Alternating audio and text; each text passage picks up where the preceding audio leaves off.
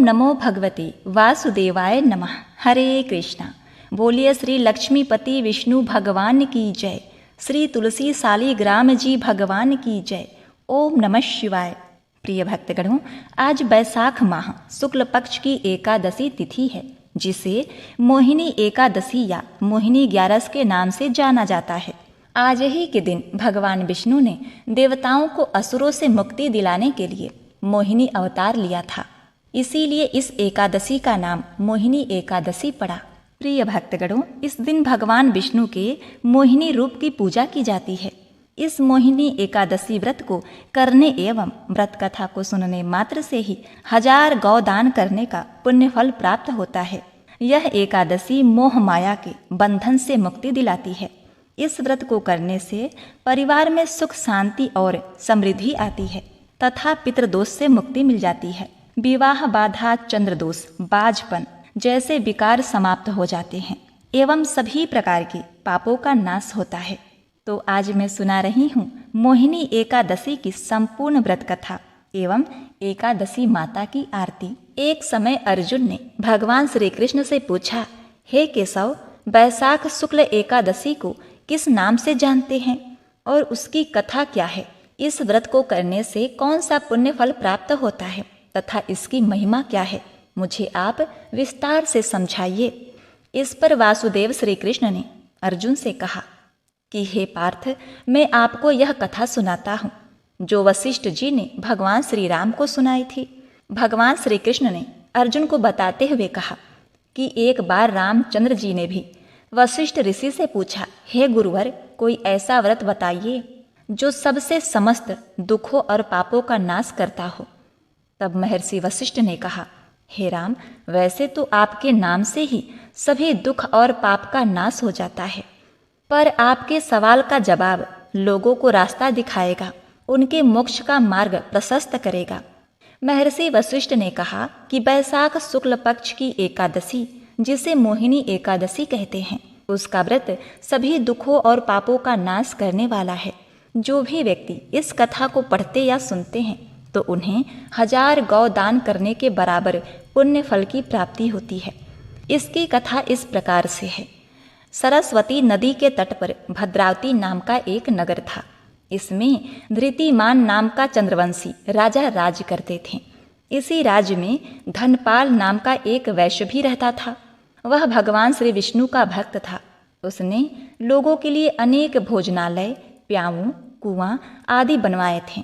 उसके 5 पुत्र थे, जिनके नाम सुमना, सद्बुद्धि, मेधावी, सुकृति और धृष्ट बुद्धि थे।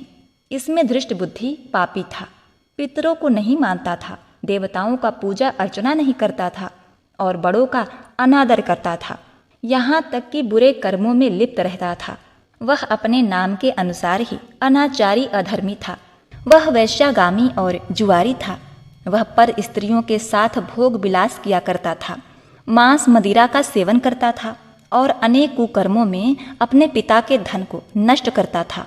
इसी प्रकार एक दिन की बात है, धनपाल ने अपने पुत्र को नगर के चौराहे पर एक वेश्या के गले में बाहें डालकर कहीं जाते हुए देख लिया। इससे धनपाल को बहुत ही क्रोध आया। इन सभी बातों से धनपाल उससे बहुत ही परेशान हो गया था और एक दिन तंग आकर धनपाल ने धृष्ट बुद्धि को घर से निकाल दिया तथा उसके भाइयों ने भी उसका त्याग कर दिया। घर से निकाल देने के बाद वह अपने गहने और कपड़े बेचकर निर्वाह करने लगा। जब सब धन नष्ट हो गया तो वैश्या और संगी साथियों ने भी उसका साथ छोड़ दिया। अब वह भूख और प्यास से अत्यंत ही दुखी रहने लगा। तब अन्य कोई आर्थिक सहारा न देखकर वह चोरी करने लगा। एक बार राजा के सिपाहियों ने उसे चोरी करते हुए देख लिया और उसे पकड़ लिया, लेकिन धर्मात्मा धर्मपाल का बेटा होने की जानकारी पर उसे छोड़ दिया गया, लेकिन वह फिर पकड़ा गया। इस पर उसे कारागार में डाल दिया गया, लेकिन कुछ ही दिनों बाद उसे नगर छोड़कर जाने के लिए राजा ने आज्ञा दे दी। इस पर वह वन में चला गया और बहेलिया बन गया। वह पशु पक्षियों का शिकार कर कर मांस भक्षण करने लगा। ऐसे ही एक दिन भूख प्यास से परेशान होकर वह इधर उधर घूम रहा था। तभी उसे कौटिन्य ऋषि के आश्रम दिखाई दिया और वह वहां चला गया। वह बैसाख का महीना था। ऋषि गंगा स्नान करके आए थे। उनके गीले वस्त्रों के छींटे उस पर पड़े। ऐसे में गंगा जल के छींटे से धृष्ट बुद्धि को कुछ बुद्धि आई। उसकी बुद्धि शुद्ध हो गई। उसने ऋषि कौटिन्य को प्रणाम किया और कहने लगा कि उसने बहुत बड़ा पाप कर्म किया है, इससे मुक्ति का मार्ग बताइए। ऋषि कौटिन्य को दृष्ट बुद्धि पर दया आ गई। उन्होंने कहा, तो सुनो, बैसाख शुक्ल एकादशी को मोहिनी एकादशी का व्रत करो, इससे तुम्हारा उद्धार होगा। इस व्रत को विधि पूर्वक करने से समस्त पाप नष्ट हो जाएंगे और तुम पुण्य के भागी बनोगे। उन्होंने मोहिनी एकादशी व्रत की पूरी विधि बताई। मोहिनी एकादशी के दिन उसने ऋषि के बताए अनुसार विधि विधान से व्रत किया और विष्णु पूजन किया। वशिष्ठ ऋषि श्री राम भगवान से कहते हैं, हे श्री राम, इस व्रत के प्रभाव से उसके सभी पाप नष्ट हो गए और अंत में वह गरुड़ पर सवार हो विष्णु लोक को चला गया। संसार में इस व्रत से उत्तम दूसरा कोई व्रत नहीं है। इसके महालय के श्रवण व पठन से जो पुण्य प्राप्त होता है वह पुण्य 1,000 गौदान के पुण्य के बराबर है। यह एकादशी व्रत का प्रभाव ही था कि पुराने समय में एक निर्दयी कुष्ठ रोगी बहेलिया को गंगा जी ने एकादशी के दिन गंगा में स्नान करके तुलसी वृक्ष की पूजा करने तथा इसके बाद बहेलिया ने इस तिथि को तुलसी के पौधे का पूजन कर व्रत कथा का श्रवण किया था और वह रोग मुक्त तथा पाप मुक्त हो गया था। इसी संदर्भ में यह कथा है। प्राचीन काल में काशीपुरी में एक देवदत्त नामक ब्राह्मण हुआ था। उसकी मालती नामक एक पापिनी पुत्री थी। उसका विवाह सत्यशील नामक एक बड़े विद्वान ब्राह्मण के साथ किया गया, परंतु वह रूप यौवन युक्ता कभी भी पति को प्रिय न हुई। वह अपने पति से प्रेम न करती, वह उसे सदा द्वेष करती थी।